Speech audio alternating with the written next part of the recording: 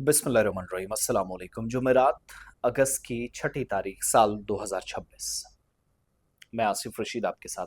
सरकारी मुलाजमीन जम्मू कश्मीर के सरकारी महकमों के लिए उनके लिए वही फरमान आया है जो पिछले साल भी आया, उससे पिछले साल आया और गुज़श्ता बरसों में भी आता रहा।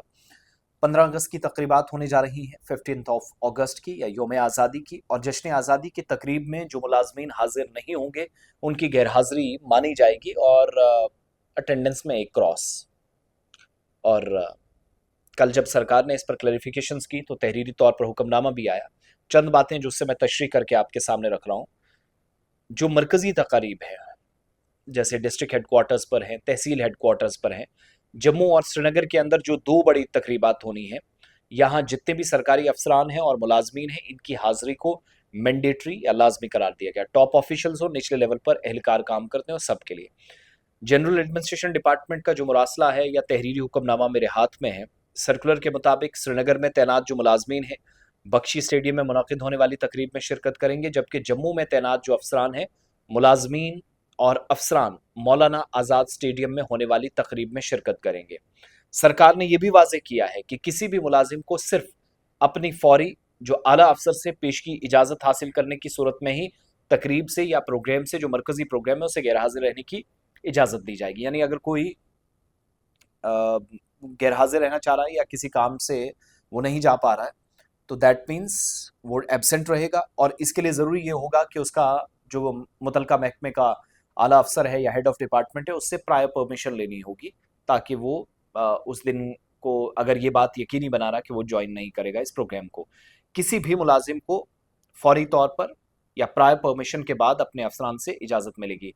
तमाम एडमिनिस्ट्रेटिव सेक्रेटरीज, महकमा जात के जो सरबराहान हैं, पब्लिक सेक्टर अंडरटेकिंग्स हैं, कॉरपोरेशन हैं, बोर्ड्स हैं, उनके मैनेजिंग डायरेक्टर्स और चीफ एग्जीक्यूटिव ऑफिसर्स, उनको हिदायत दी गई है कि वो अपने मातहत जो अफसरान हैं, मुलाजमीन हैं, मुतलका मकामात पर जहाँ तकरीबात मुनाकिद हो रही हैं, योम आज़ादी में योम आज़ादी पर जो तकरीबात हैं, इसमें शिरकत को यकीनी बनाएं।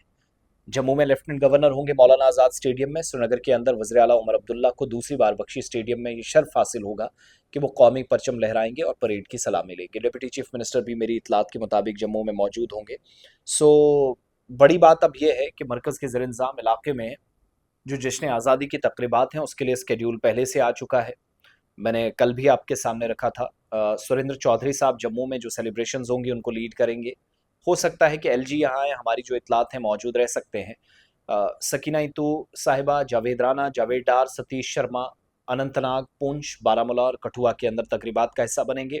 एडवाइज़र जो है चीफ मिनिस्टर के नासिर असलम वानी साहब के, वो कैबिनेट रैंक उनके पास हैं। वो मेन फंक्शन जो कुपवाड़ा में वहाँ पर परेड की सलामी लेंगे। और इसके अलावा 13 जो अजला है वहाँ पर डिप्टी कमिश्नर्स मौजूद रहेंगे, सब डिविजनल मजिस्ट्रेट्स मौजूद रहेंगे।